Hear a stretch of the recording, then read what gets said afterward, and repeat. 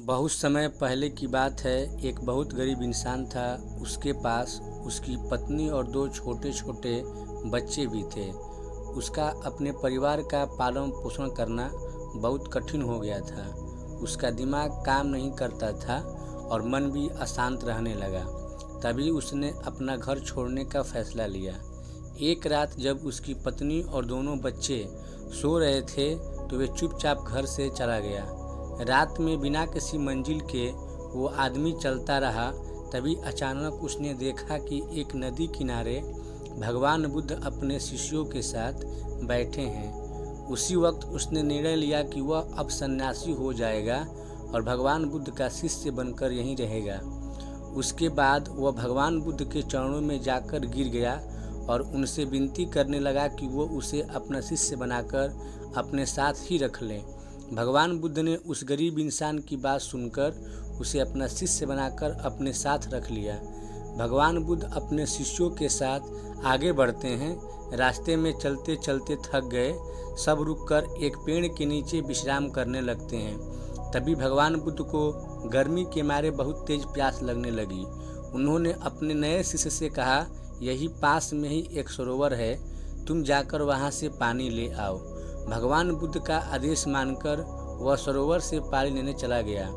जब वह सरोवर से पानी लेने पहुंचा तो उसने देखा कि कुछ जंगली जानवर सरोवर में उधम मचा रहे हैं। जैसे ही वह सरोवर के और पास गया, सारे जानवर वहां से भाग जाते हैं, लेकिन सरोवर में कीचड़, सड़े गले पत्ते ऊपर तैर रहे थे, जिसके कारण उसका मन नहीं मान रहा था। उसने सोचा, इतना गंदा पानी भगवान बुद्ध पिएंगे कैसे। फिर वह बिना पानी लिए वापस लौटता है और आकर बुद्ध से बोलता है, भगवान उस सरोवर में तो बहुत ज़्यादा गंदा पानी है, वो पीने के लायक नहीं है।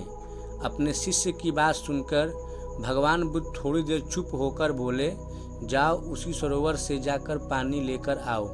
भगवान बुद्ध का आदेश मानकर वह वापस से सरोवर की तरफ चला गया, लेकिन वह मन में यही सोच रहा था कि भगवान बुद्ध इतने गंदे पानी को कैसे पिएंगे। जैसे ही वह सरोवर के पास गया, वह ये देखकर चौंक गया कि सरोवर का पानी एकदम निर्मल और स्वच्छ हो गया है और अपने स्वभाव में बह रहा है।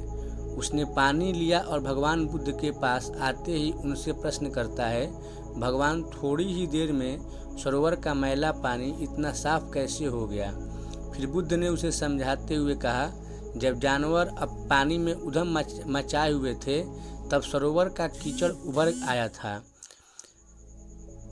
लेकिन कुछ देर शांत रहने पर कीचड़ फिर से नीचे बैठ गया और पानी पहले जैसा फिर से निर्मल और स्वच्छ हो गया।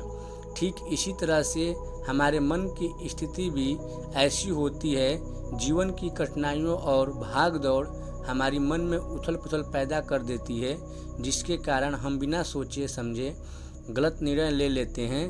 लेकिन कोई भी निर्णय लेने से पहले अगर हम अपने चित्त को शांत रखें और धैर्यपूर्वक बैठकर सोचें तो हमारे मन की वो उथल पुथल भी पानी की कीचड़ की तरह नीचे बैठ जाती है और तब हम जो निर्णय लेते हैं वो हमेशा सही होता है। इसीलिए बुरे समय में इंसान को अपना धीरज नहीं खोना चाहिए। भगवान बुद्ध की यह बातें सुनकर उसका दिमाग खुल जाता है और जब वह शांति से बैठकर सोचता है तो उसे अपनी ही गलती नज़र आती है। फिर उसे समझ में आता है कि उसने अपना घर छोड़ने का गलत निर्णय लिया था। फिर वो भगवान बुद्ध के चरण स्पर्श करके उनसे आज्ञा लेकर के अपने घर और वापस चला जाता है।